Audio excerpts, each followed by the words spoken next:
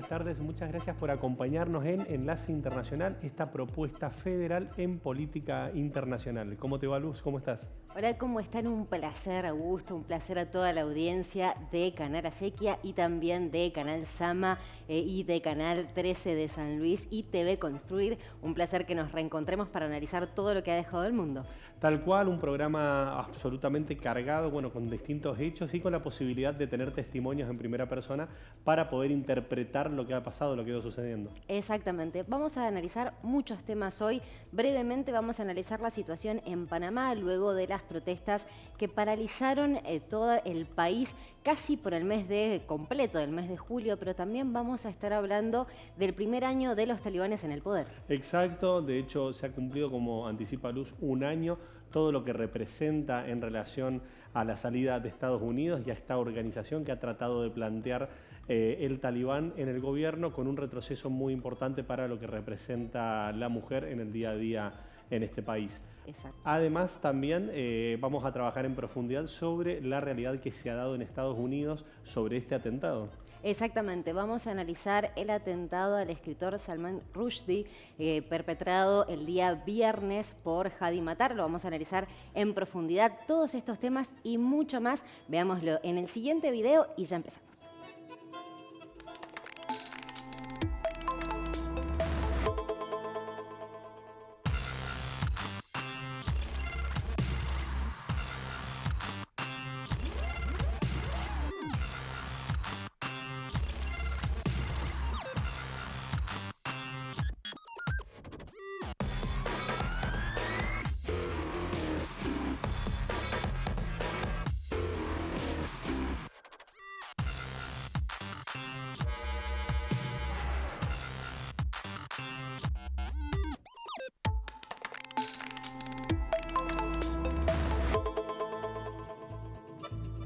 Ahora nos vamos a Panamá justamente para profundizar en relación a la situación que se ha dado en materia político-social en los últimos días. Exactamente, y ya tenemos en comunicación vía Zoom a Humberto Álvarez, vicedecano de Investigación, Posgrado y Extensión de la Facultad de Ingeniería Industrial de la Universidad Tecnológica de Panamá. ¿Cómo le va, Humberto? Un placer poder charlar un ratito con usted.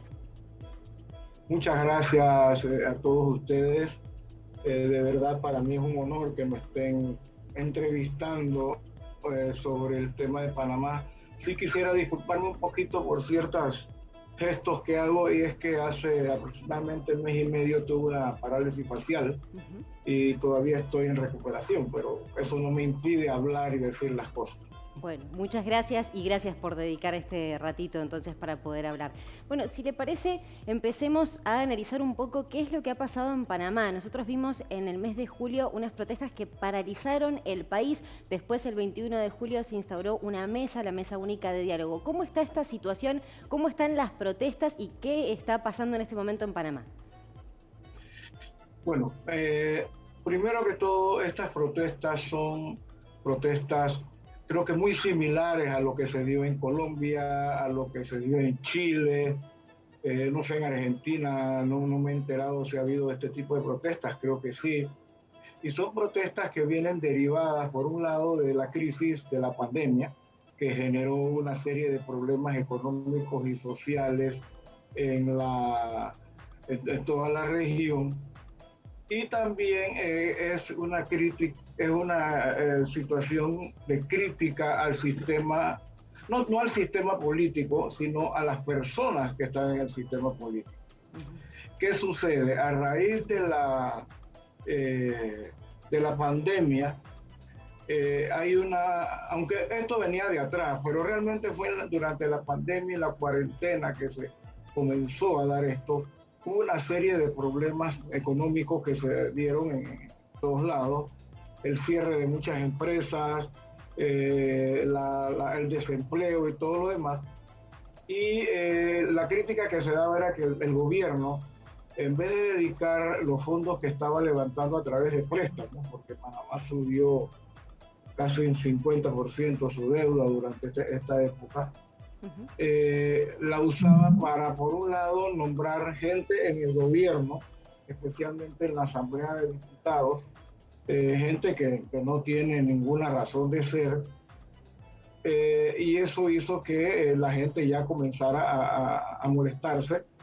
Vino la inflación esta bárbara que ha habido en todos lados. La gasolina subió de unos 20 litros a casi $2 el litro, los alimentos, todo, y no se veía una actuación real del gobierno orientada a apoyar a las clases sociales, bajas. Y todo termina entonces en un cambio de la directiva de la Asamblea de Diputados, donde celebran la nueva directiva y hacen todo un show en YouTube, en Twitter, no recuerdo, donde se ve a los diputados tomando whisky Macallan, que cuesta $400, $500 la botella, y aunque no hayan sido ellos los que las pagaban, aunque no haya sido la Asamblea la que la pagaba, fue como restregarle a la población que no nos importa lo que está pasando. A raíz de eso, entonces, se unen diferentes sectores sociales, maestros y profesores, el sector de los originarios o indígenas panameños, el sector de los sindicatos, especialmente el SUNTRA, que es el sindicato de la construcción, es un sindicato con mucho poder, y declaran una huelga nacional, y esos que están bailando ahí son originarios, y esa huelga nacional se complementa con el cierre de la vía panamericana, que es la vía principal que conecta Norteamérica con la ciudad de Panamá. Recuerden que no estamos conectados por tierra a Sudamérica. Esos cierres ocasionaron desastres. La gente, la población estuvo al principio apoyando mucho esta mesa del diálogo, porque se pedían cosas muy puntuales como la rebaja de los alimentos, la rebaja del combustible, la rebaja de las medicinas. Y el gobierno comenzó a ceder, digámoslo, en este sentido. Algo muy importante, esta mesa del diálogo, personalmente, yo no soy sociólogo, soy ingeniero, pero personalmente la vi cómo avanzó de ser una mesa de diálogo a ser una mesa de coerción. Si no me das lo que yo quiero, te cierro otra vez Panamá. ¿Qué sucedió? Al cerrarse Perdón. No, Humberto, en relación a los distintos puntos que vas desarrollando, te quería preguntar, justamente hacías un paralelo con lo que había pasado en Colombia, en Ecuador, en Chile, preguntarte si vos crees que en los reclamos estructurales que se plantean existe un reclamo justamente al sistema previsional, al sistema de salud, al sistema educativo. ¿Hay un reclamo estructural? Efectivamente, por ejemplo, una de las quejas grandes que daba que tenía la gente era: ¿cómo es posible que tengamos un sistema de salud donde tú vas al Seguro Social? Aquí en Panamá el Seguro Social tiene doble rol: las pensiones y un rol de salud. Y vas a las farmacias del Seguro Social y nunca hay medicamentos. Pero entonces tienes que el presidente y el ministro de Salud, que pues lastimosamente tuvieron enfermedades graves, van a Estados Unidos a someterse a tratamiento. Entonces, ¿por qué ellos sí van y no el resto de la población lo recibe aquí? Claro. Por ahí, ¿no? Esa es una de las críticas. El sistema educativo, especialmente el sistema público, ha salido muy mal evaluado. Panamá fue el país que creo que menos días de clase dio durante la pandemia. Aquí estuvieron las escuelas y las universidades trabajando de forma sincrónica como por 2 años. Y todo eso se dio, y todo eso sí, la gente está protestando por todo eso. Claro. Pero lo que te iba a decir, al momento de comenzar a cerrarse las calles, al momento que los educadores paran las clases en las escuelas oficiales, mucha de la población comienza a disgustarse de lo que está pasando. O sea, ¿cómo es posible que yo tenga que poner a sufrir a la población que no tiene la culpa, sino que está protestando también para exigirle al gobierno A, B o C? Entonces se dieron cierres totales. Yo soy de una provincia del occidente que produce muchos alimentos. Esos alimentos no podían llegar a la capital. Se estaban perdiendo las cosechas. El 90% de los productores agrícolas son pequeños productores, así que ellos estaban perdiendo sus cosechas, sus recursos. La ciudad de Panamá, que es donde vive el 48% de la población, se parece mucho como esta Argentina, que en Buenos Aires creo que es el 40%. No tenía comida, pero por otro lado, todo el combustible en Panamá se mueve por tierra, entonces las provincias del occidente no tenían gasolina, no tenían gas de cocina, no tenían medicamentos. Fue un problema muy complejo y creo que en ese momento la gente comenzó a rechazar en parte esta situación. Por otro lado, la mesa famosa del diálogo, que yo la llamo ahora la mesa de coerción, pasó de medidas estructurales, como dices, las medicinas, salud, educación, no sé qué, a un proceso politizado, donde ya comenzaban a pedir cosas que no se pueden resolver en una mesa de este tipo en una semana ni en un mes. Cambios estructurales en la caja del Seguro Social, donde las pensiones sean 100%, donde la gente de pocos recursos no pague sus pensiones, sino que sean los empresarios que paguen las pensiones de todo el mundo. Se satanizó al empresario cuando la mayoría de los que estaban peleando en la mesa trabajan para empresas privadas. Se generó un sistema, una discusión que se politizó demasiado. Bien. Humberto, y teniendo... déjame terminar aquí. Sí, ¿Qué sucede ahora? Como se arregló el problema de los alimentos, generando una canasta básica de más productos, que bajó el costo, el combustible bajó, el gobierno lo bajó de casi $2 el litro a $1 el litro.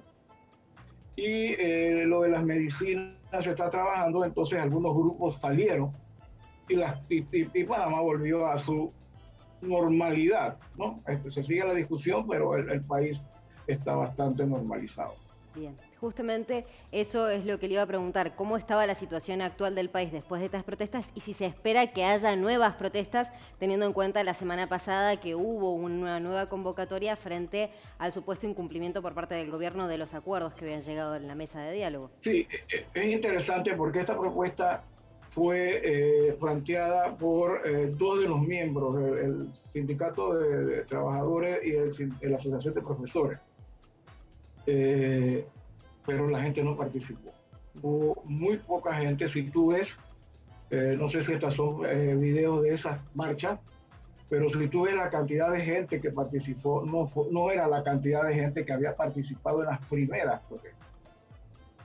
Y es precisamente porque la gente dice, oye, ya te dieron lo que estabas pidiendo de manera estructural, deja ahora trabajar las cosas que son a muy largo plazo. O sea, tú no puedes, el precio de las medicinas, tú no lo puedes remediar de un día para otro diciéndole a las farmacias baja el 30% del costo de los medicamentos. Eso se hizo la semana pasada. El lunes ya las farmacias pequeñas cerraron, diciendo, tú sabes qué, nosotros no podemos satisfacer el 30% de las medicinas porque a nosotros nos las venden a el precio tal y ese 30% que tú me estás bajando hace que los medicamentos queden a menos, los venda a menos de lo que me cuestan a mí. Bien. Humberto. Entonces se aprobó que ahora se puede comprar directamente a las farmacéuticas y todo esto, pero es una cosa que tú no la puedes resolver de un día para otro.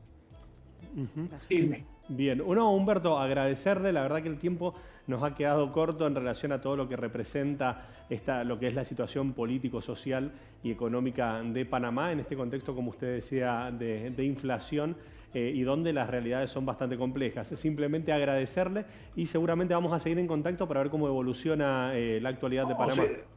Seguimos a la orden, estamos a la orden siempre, espero que esto haya sido de utilidad. Sí. Por supuesto. De aclarar una serie de cosas y nos ponemos a la orden siempre. Creo que lo único que faltó decir es que Panamá no es un país federal como Argentina, es un país, es una república constitucional donde la centralización del gobierno se da básicamente en la capital. Bien. Entonces esas son cosas que también pueden explicar muchas cosas que están pasando. Tal cual. Tal Bueno, cual. Humberto, muchísimas gracias por el contacto. A la orden siempre.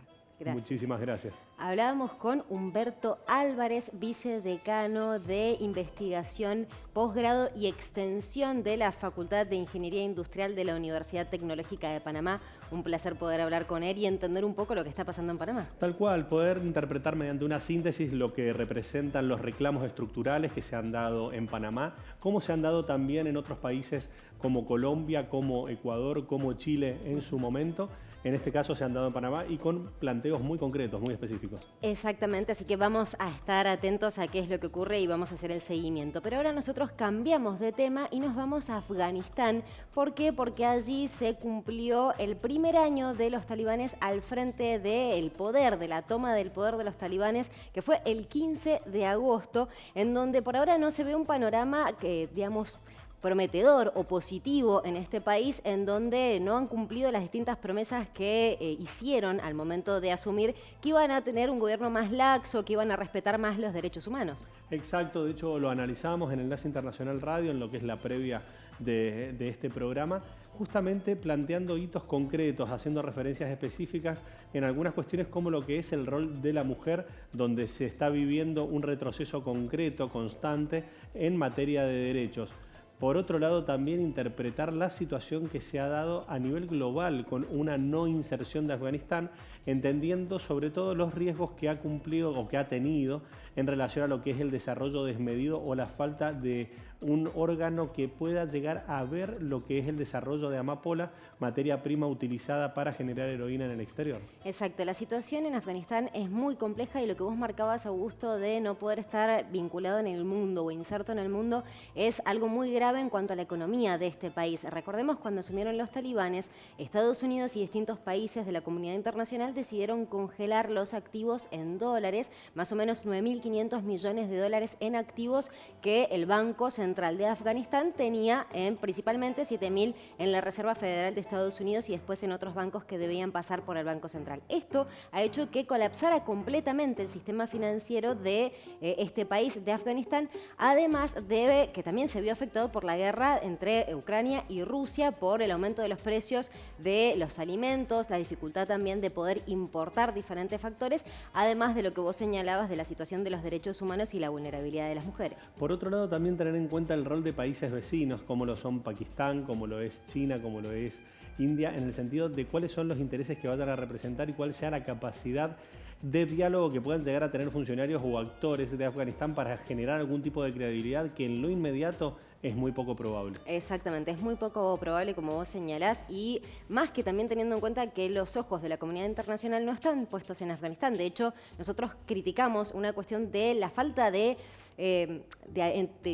tratamiento de esta temática de Afganistán. La gente se olvidó de lo que está pasando allí y se enfocó en la guerra entre Rusia y Ucrania o ahora el conflicto en el estrecho de Taiwán. Entonces, la situación es muy compleja y como decíamos y hacemos énfasis en la pérdida de derechos de las mujeres que son las más afectadas, podríamos decir, toda la población, porque de hecho, por ejemplo, el Programa Mundial de Alimentos de la ONU lo que dijo fue que más de 20 millones de afganos están en situación de pobreza extrema y con posibilidades de no tener un alimento asegurado, o sea, una comida asegurada en todo el día, y las mujeres tienen, digamos, se llevan la peor parte en cuanto a que, por ejemplo, no pueden salir al público sin la burka.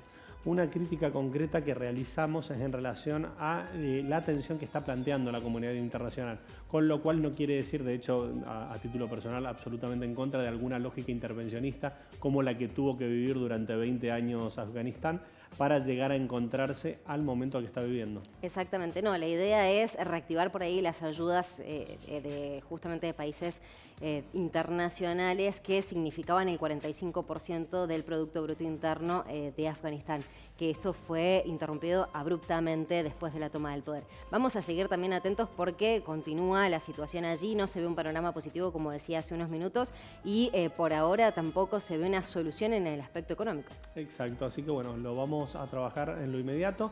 Pero bueno, en el próximo bloque vamos a tener un trabajo concreto en relación a lo que representó él hace el intento de asesinato de este referente de literatura que ha tenido una suerte de persecución histórica. Exacto, en un ratito nada más vamos a analizar eso, pero antes analizamos lo que ha pasado en Taiwán, ¿sí? En el estrecho de Taiwán, con la visita de los congresistas de Estados Unidos a la isla que China reivindica como una provincia rebelde y que quiere recuperar. Nosotros lo veníamos contando desde la visita de Nancy Pelosi el 2 de agosto, se generó una tensión más profunda entre China y la isla y Taiwán y, digamos, esto hizo que se intensificaran los ejercicios militares que realiza China en la zona y ahora una nueva visita que lo que hace es tensionar más la situación. Exacto, de hecho la situación ya de por sí es bastante compleja. Hay acciones concretas que han planteado sectores empresarios, tanto en Taiwán como en China, tratando de retirarse de determinadas zonas justamente por lo que se ha intensificado dicho conflicto. Hay que ver también el punto de inflexión que representó la visita de Nancy Pelosi y ver si dicha visita justifica la tensión que hoy se está viviendo. Exactamente, la cuestión es, a ver, desde Estados Unidos dicen que China tomó como excusa la visita de Pelosi para, digamos, generar estas tensiones y empezar a hacer estos ejercicios para ver cómo va a invadir China a Taiwán. Desde China dicen que la visita de Pelosi lo que hace es una breve violación al derecho internacional, al derecho de una sola China, y que ellos no van a tolerar ningún tipo de amenazas hacia su soberanía nacional. Taiwán lo que sostiene es que ellos tienen derecho de mantener relaciones con Estados Unidos y ahora la novedad también está en el hecho de que Estados Unidos y Taiwán van a empezar a realizar lazos para tener un pacto comercial. Hay que ver justamente qué es lo que representa esta intencionalidad de Estados Unidos de meterse de lleno en dicho conflicto e insisto sobre todo en la forma en la que Nancy Pelosi viaja a Taiwán y sobre todo también contradiciendo al propio presidente Joe Biden, que un mes antes había planteado que no veía muy adecuado dicho viaje. Exacto, que las mismas fuerzas militares estaban advirtiendo de la posibilidad de una amenaza. Esto, digamos, se le trasladó a Nancy Pelosi, que al final, justo cuando hizo la gira por Asia, tomó la decisión de, sin anticiparlo, sin avisarlo formalmente, tomó la decisión de ir a la isla de Taiwán, lo que genera estas tensiones y estos ejercicios militares que empezaron un jueves y se extendieron al final casi una semana. Exacto, vamos a tenerlo en cuenta, vamos a evaluar también cómo sigue la situación, sobre todo para poner sobre la mesa las variables que se puedan llegar a dar en el corto plazo para lo nada más ni nada menos lo que representa China, ¿no? Exactamente. Antes de irnos a la tanda y empezar a analizar el ataque a Salman Rushdie, analizamos brevemente lo que está pasando en Brasil porque se oficializó ya la campaña, ¿no? Exacto, ya estamos desde el pasado martes en campaña electoral para las elecciones del 2 de octubre. Por un lado, Jair Bolsonaro, que busca la reelección. Por otro lado, Lula da Silva. ¿Por qué marcamos estos dos polos? Porque son los dos candidatos con mayores chances para llegar a la presidencia de Brasil. Tener en cuenta que por lo que es la consultora IPEC ha dado que hoy por hoy Lula da Silva estaría teniendo alrededor de un 44% de apoyo, de intención de voto, y por otro lado Jair Bolsonaro un 32%. En la primera vuelta. Dada una segunda vuelta se daría la posibilidad de Lula da Silva llegar a 51 puntos y por el lado del actual presidente llegaría a 35, tendría un techo bastante bajo, entendiendo también que el caudal de votos que representa Ciro Gómez, tercero, con intención de 6 puntos en primera vuelta, en su mayoría acompañaría al candidato del Partido de los Trabajadores. Exactamente, tiene con el Partido Laborista, tendría ese 6% de intención de votos según la última encuesta que se dio a conocer esta semana. El acto, los distintos actos fueron simbólicos. Por ejemplo, Bolsonaro lo que hizo fue ir a la ciudad en donde fue apuñalado. Lula da Silva fue a lo que es el cordón industrial, en donde allí comenzó su carrera política como dirigente político, y hubo también algunos enfrentamientos indirectos entre cada uno de ellos, que es algo que hemos visto en las distintas narrativas de los dos candidatos. Vamos a seguir atentos a este tema, ¿no? Exacto, así que en lo inmediato te vamos a poner tanto en cómo evolucionan y cuáles son los números que nos van dando los distintos relevamientos, por más que, por lo menos desde lo personal, soy bastante crítico en relación a esos relevamientos, ¿no? Exactamente, así que bueno, vamos a estar atentos y el 2 de octubre es la primera vuelta. Pero nosotros ahora vamos a un breve corte y ya volvemos.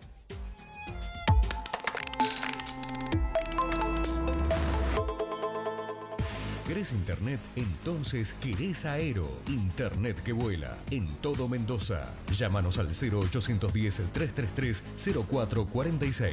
Ingresá a www.aero.com.ar. Aero. Internet que vuela. Aconcagua Trading, educación financiera, forex, acciones, criptomonedas. Aprende desde cero cómo invertir y operar en los mercados, generar rentabilidad en dólares y olvídate de la inflación. Clases en vivo 100% online y en horarios nocturnos. No requiere de conocimientos previos y contamos con el mejor precio del mercado.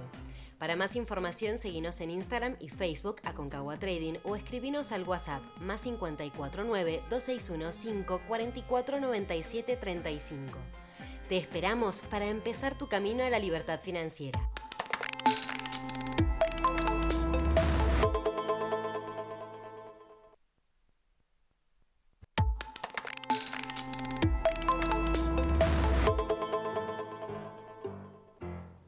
Continuamos en Enlace Internacional y como te prometimos vamos a meternos a analizar qué es lo que pasó, cómo fue que se dio este ataque a Salman Rushdie, el escritor indio nacionalizado británico que fue atacado en la ciudad de Nueva York. Y nos vamos a Nueva York, ¿por qué? Porque allí tenemos a un amigo de la casa, a Mauricio Zabalza, periodista argentino, que siempre tiene el agrado de charlar un ratito con nosotros. ¿Cómo estás, Mauricio? Augusto, Luis, ¿cómo andan? ¿Todo bien? Todo bien. Todo en orden. Bueno, más o menos es en tratar de introducirnos en la temática. ¿Cómo fue este ataque al escritor Rushdie? Bueno, a ver, por empezar fue a 7 horas de la ciudad de Nueva York, ¿no? En un lugar bucólico, al lado del lago Erie, en un lugar que se usa en realidad para retiros de veraneo, para familias que van y se quedan por ahí 10, 15 días, en un estadio abierto a los costados. Y bueno, esta persona, Heidi Matar, de New Jersey, muy cerquita donde yo vivo, fíjate, en Fairview, New Jersey, compró el ticket, que era, por cierto, muy barato, o sea, lo que lo convierte en premeditado, y simplemente saltó al escenario y le dio, al principio se decían 2 puñaladas, pero en realidad fueron 20 puñaladas. Algunas le pegaron en el cuello y lo que hace que de pronto el escritor podría llegar a perder un ojo. De cualquier manera, lo que son las cosas, ¿no? Había, como dijo la gobernadora Hochul de New York, una seguridad muy laxa. No había prácticamente, había solamente un guardia de seguridad, ni siquiera estaba la policía del estado. Y sí saltaron al escenario un montón de veteranos que estaban en la conferencia, veteranos de guerra, ¿no? Que entre todos los pudieron sostener a esta persona y poderla detener, y obviamente enseguida se llamó a emergencias y fue trasladado a Pensilvania, donde se encuentra. Pensilvania, que tener en cuenta que está al ladito justamente de este lugar que es límite con ese estado, ¿no? Y bueno, se siente muy bien, está de ánimo, los hijos están diciendo incluso que está tirando cuestiones irónicas y veremos cómo pasa. Lo que es la ironía, ¿no? Justamente Salman Rushdie estaba dando una conferencia de cómo acoge Estados Unidos y cómo ayuda a aquellos exiliados por cuestiones políticas y religiosas, ¿no? Y finalmente terminó siendo atacado. Ahora, ya se está hablando de que podría ser un gran candidato al premio Nobel, que ya había sido candidato un montón de años anteriores, porque no solamente tiene la novela Versos satánicos, sino un montón, una historia muy larga en su literato. Y bueno, se verá a ver qué va a pasar, ¿no? ¿Sabe que esto, la fatua, la que hizo en su momento Khomeini allá en el 89, no sé, ustedes por ahí son muy jóvenes, pero yo me acuerdo que fue una noticia mundial mucho más grande que ahora, porque yo, ¿sabes que estuve preguntando en Nueva York? Y como que muchos no se acuerdan del escritor, ¿no? Pero en su momento, bueno, fue un impacto internacional grandísimo, ¿no? Allá cuando declaran que cualquier musulmán que lo encuentre lo mate directamente, ¿no? Y que había alrededor de 3 millones de dólares. Al morir Khomeini, esta fatua, esta sentencia a muerte, sigue de por vida. ¿Por qué? Porque solamente la puede destrabar quien la hace, ¿no? Entonces, bueno, seguía con esta cuestión y había una organización vinculada al gobierno de Irán que de pronto seguía ofreciéndose dinero y bueno, y esta persona radicalizada de 24 años, nacida en Estados Unidos, hijo de padres libaneses, toma la posta y hace este ataque terrorista, se podría decir, contra esta persona. Él se declara no culpable. Sí. Obviamente que todo el mundo se declara no culpable a raíz de un defensor oficial que le pusieron, pero me parece que va a pasar de pronto el resto de su vida en prisión, ¿no? Mauricio, ¿qué pasó a nivel seguridad? O sea, ¿qué lees vos? O sea, ¿cuál ha sido también el entredicho que se ha dado? Porque efectivamente los tiempos fueron muy laxos por la cantidad de agresiones que recibió Salman. Y también, ¿qué pasó en relación a la reacción de la gente en el lugar? Bueno, por empezar, hace 30 años, me parece que el mismo Rushdie cuando se trasladó de Reino Unido para acá, él vivía en Londres, hay que tener en cuenta que en su momento, de acuerdo a los reportes que han salido, él a veces se movía hasta 3-4 veces por semana, se tenía que mover del lugar, y hay que tener en cuenta un dato, Augusto, no menor. De pronto Londres, sobre todas las cosas, tiene muchos más musulmanes que Estados Unidos, ¿no? O por ahí son musulmanes que hay células más radicalizadas. De hecho, uno de los candidatos a primer ministro después de la renuncia de Boris Johnson es fuertemente justamente una persona musulmana. O sea, no es casualidad la integración étnica que tiene justamente el lugar, ¿no? Entonces yo pienso que él vino a Nueva York, se empezó a sentir libre. Conozco mucha gente que lo ha visto en la calle, caminando, sin seguridad, sin nada. Y a ver, y esto es a 7 horas de la ciudad de Nueva York, a una horita, menos de una hora de las cataratas de Niágara.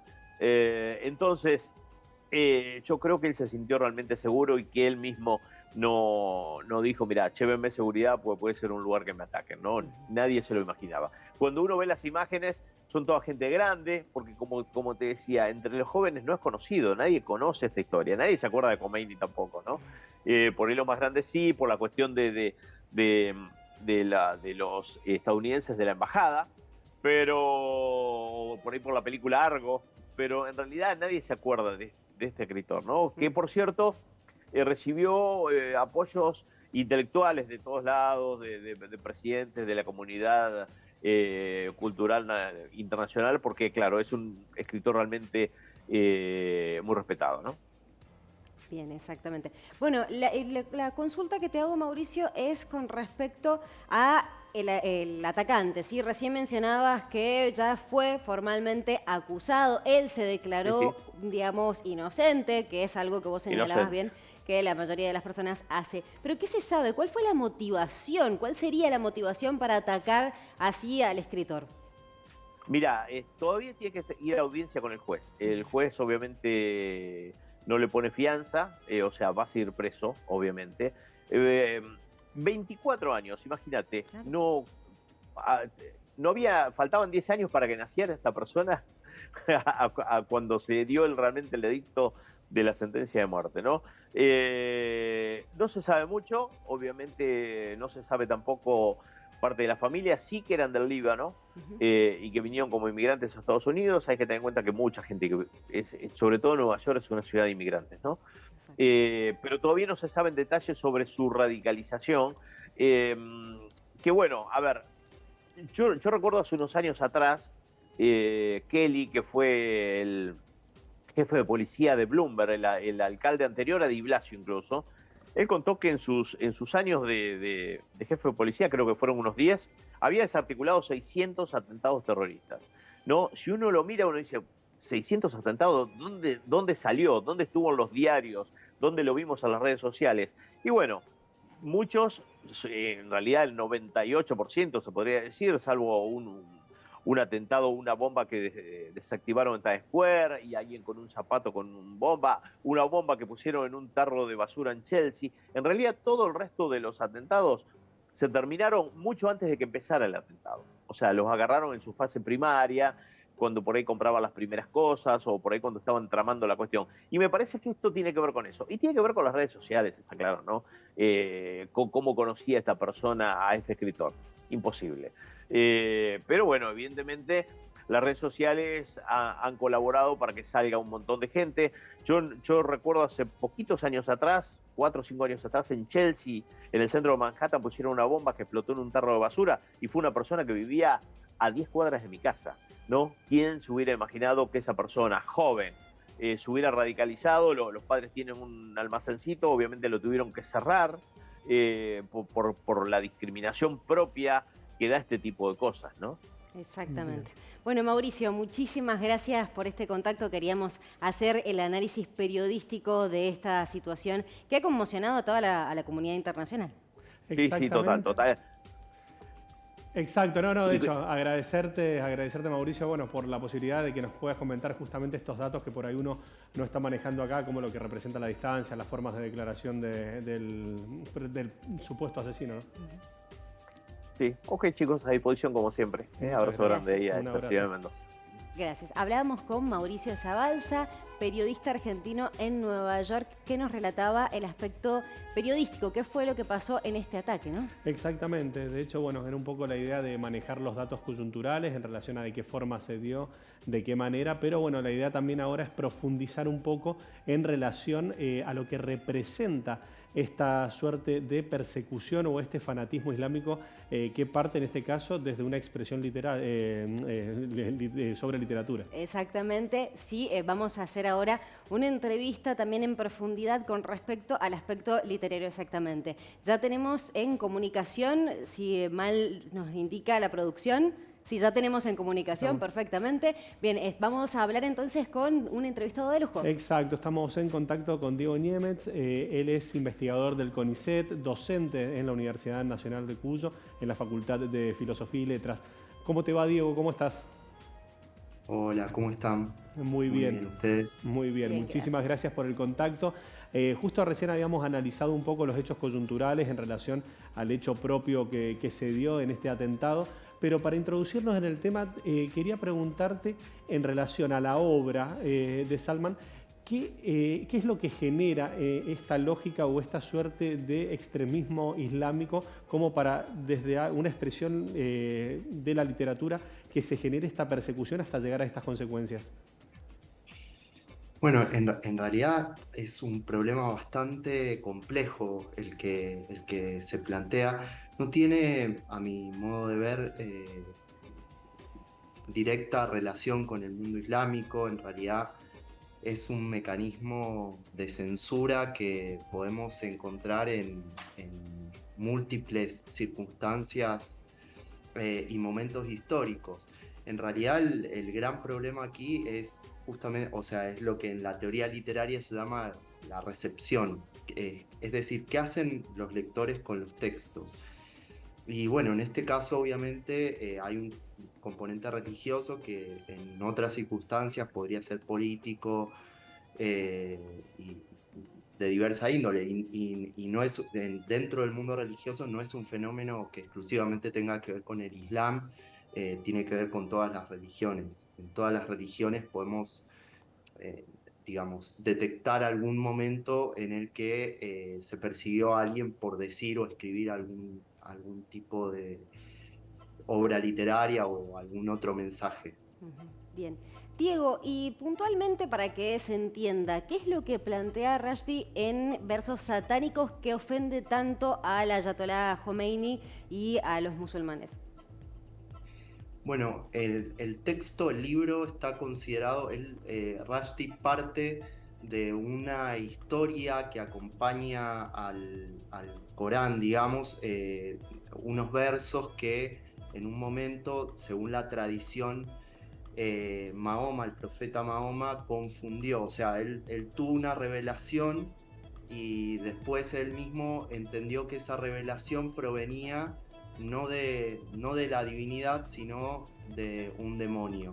Entonces eliminó esos versos y esos versos son conocidos como los versos satánicos. Y Rushdie toma esa especie de leyenda que acompaña a la tradición islámica, y a partir de eso él construye esta historia, esta novela, pero de una forma absolutamente sugestiva, sutil. No hay una recreación específica y literal de esta leyenda. Entonces, bueno, justamente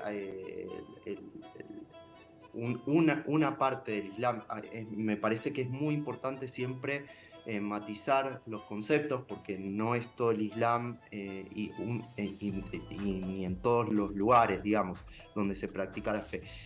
Entonces, una parte del mundo islámico considera que esta novela ofende al profeta Mahoma, y por eso, a partir de una serie de reacciones que se fueron dando una vez publicado el libro, Khomeini dictó este decreto que se llama Fatwa, ¿no? en el que condenaba a muerte al autor y a cualquier otra persona que hubiera estado vinculada con la publicación del texto, su traducción, su circulación, etc. Así que bueno, esa sería un poco la secuencia temporal. Khomeini no dictó la fatwa inmediatamente, sino que al ver una serie de reacciones en el mundo islámico, bueno, a partir de eso él lo condenó a muerte al autor, a Rushdie. Bien, Diego, en relación a lo que fue las siguientes obras de Rushdie, que él hace un planteo donde directamente dice que expone cualquier duda sobre el porqué de versos satánicos. ¿Qué representó esta obra? Bueno, este de nuevo es una muy buena pregunta, y es una pregunta que siempre se puede responder a medias, ¿no? El libro es un libro interesante, es una novela, te diría también divertida, porque plantea todo en un tono muy sarcástico, muy irónico. Una gran parte de la novela transcurre con los dos personajes principales cayendo desde un avión que ha explotado en el aire, y ellos van cayendo, y mientras van cayendo van conversando. De hecho, así empieza la novela.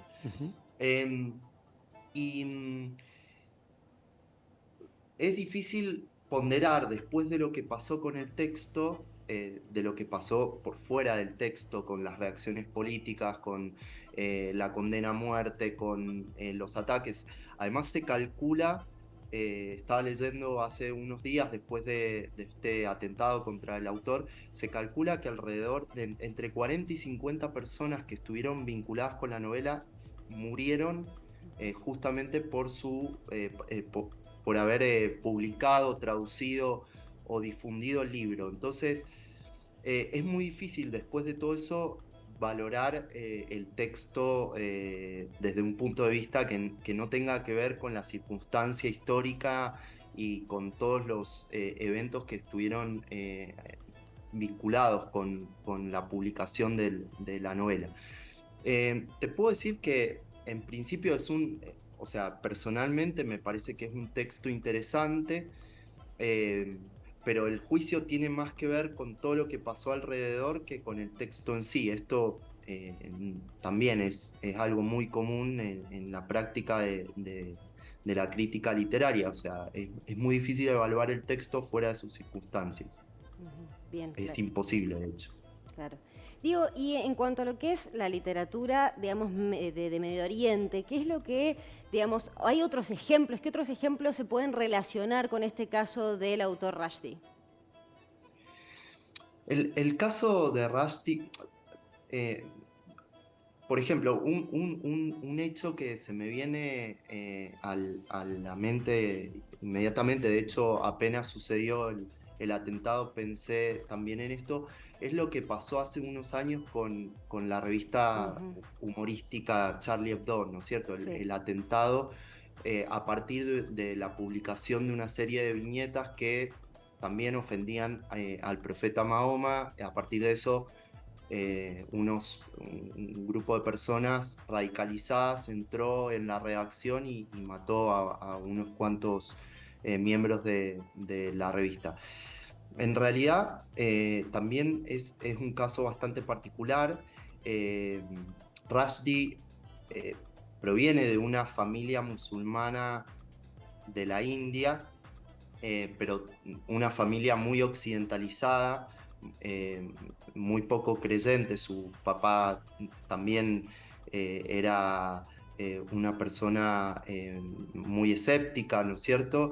Y Rushdie pasó a Salman Rushdie, el autor, no su papá, pasó gran parte de su vida en Inglaterra y publica en inglés. Entonces, la verdad es que es un caso particular a partir de su biografía también, ¿no es cierto? Es lo interesante, lo condenan a él,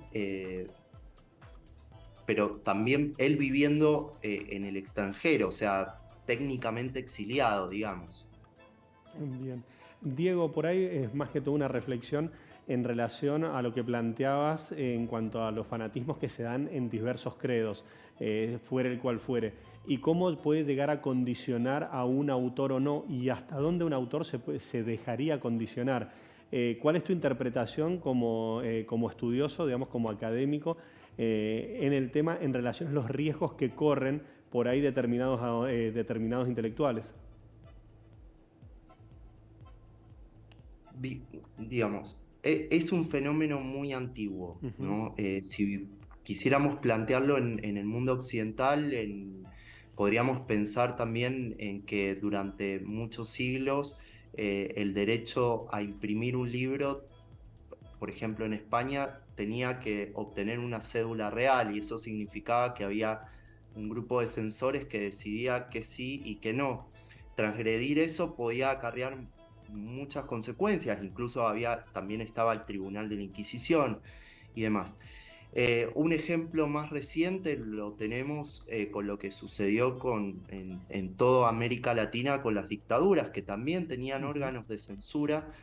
El de Argentina es muy célebre, ¿no es cierto? Manejado por un personaje muy oscuro, Tato, ¿no?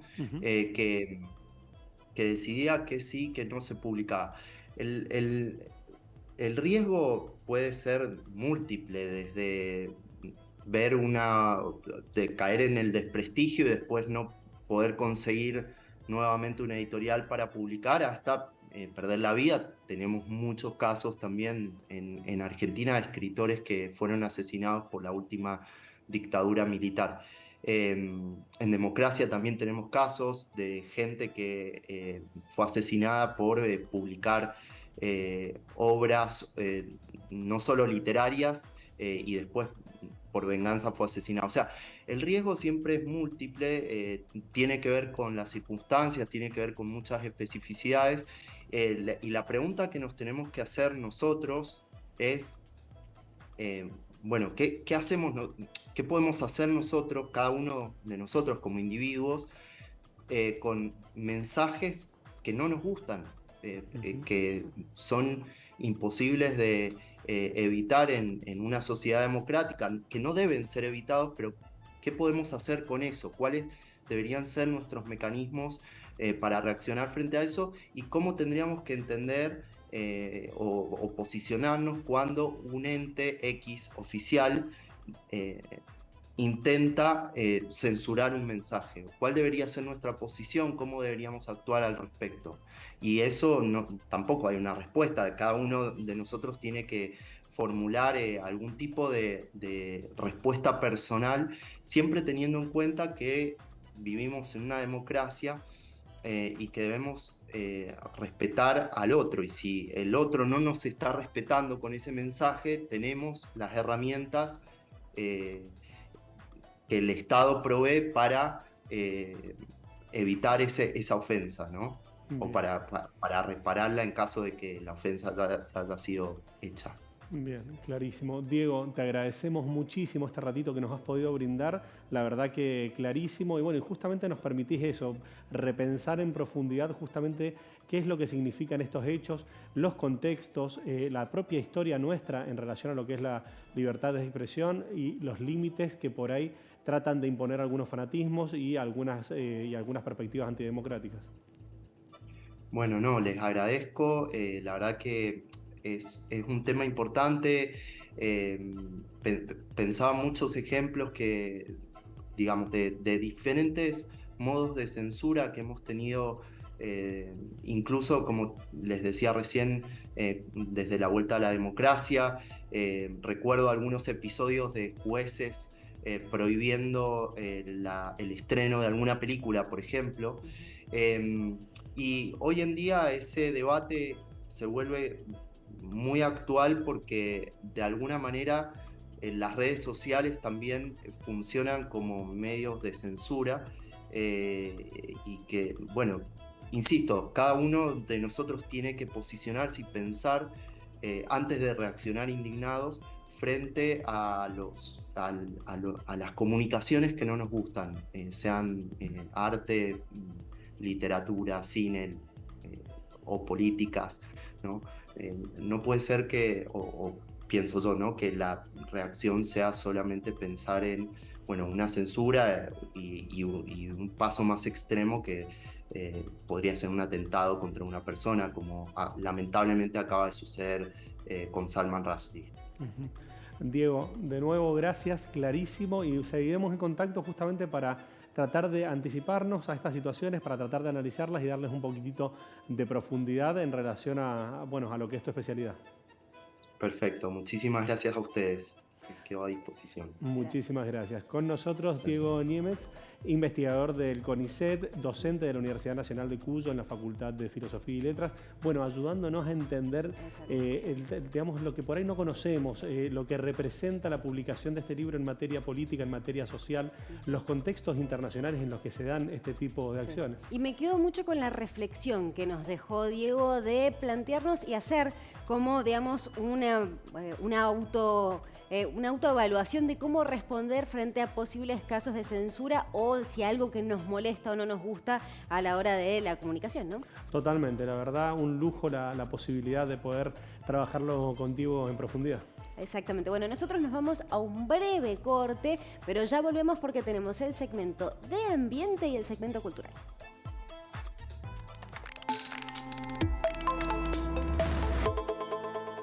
Seguí la cartelera del Imperial en sus redes sociales. Atentos a vos, atentos a tu entretenimiento. Maipú Municipio.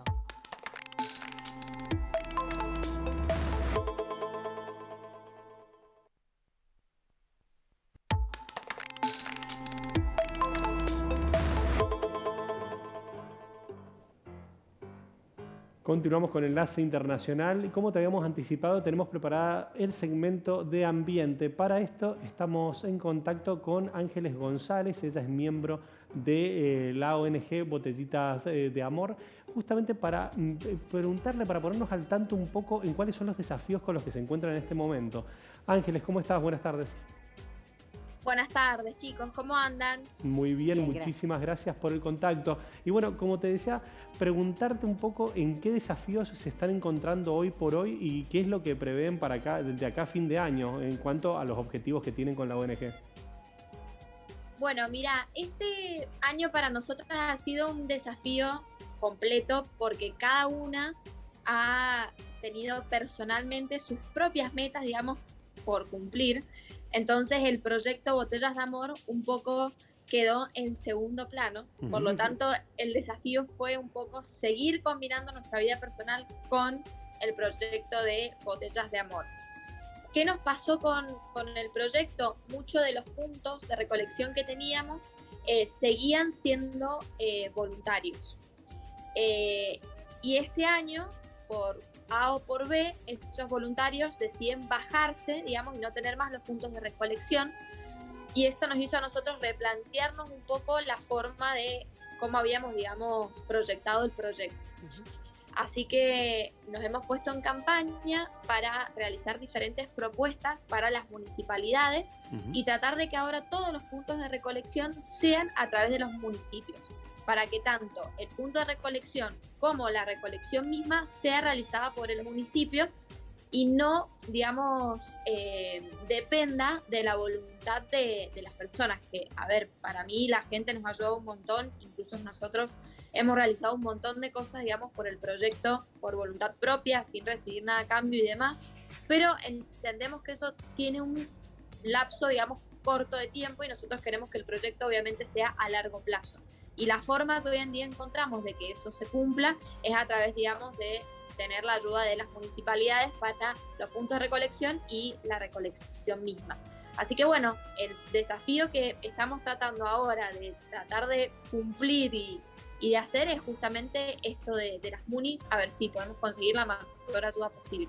Exacto. Bueno, esperamos que pronto puedan encontrar una solución y este plan que están programando pueda llegar a buen puerto, porque realmente el aporte que ustedes han hecho a la sociedad ha sido muy grande. Ojalá que sí, nosotros queremos seguir con el proyecto, pero bueno, es la verdad, a veces la gente que tenía auto en su momento ya no, la nafta también está cara, entonces me dicen, mira, te quiero ayudar un montón, pero ya no puedo hacer la recolección, y no, lo mismo nos pasa a nosotras, entonces bueno, es tratar, digamos, de encontrarle un cierre a toda la logística y obviamente poder hacer que el proyecto sea a largo plazo. Bueno, qué interesante esta parte del proceso en el cual por ahí lo que están potenciando es bajarlo a tierra y redoblar la apuesta. Así que les deseamos todo el éxito y saben que cuentan con el espacio de Enlace Internacional siempre para difundir este proyecto y esta realidad que ustedes día a día avanzan. Muchísimas gracias, chicos. La verdad que están siempre y siempre que tenemos algo para contar y demás están, así que nada, muchísimas gracias. Y bueno, apenas tengamos más novedades, obviamente les vamos a estar informando para que todos los oyentes puedan obviamente enterarse. Bueno, Ángeles, muchísimas gracias y seguimos en contacto. Dale, gracias a ustedes, chicos. Muchas gracias. Adiós.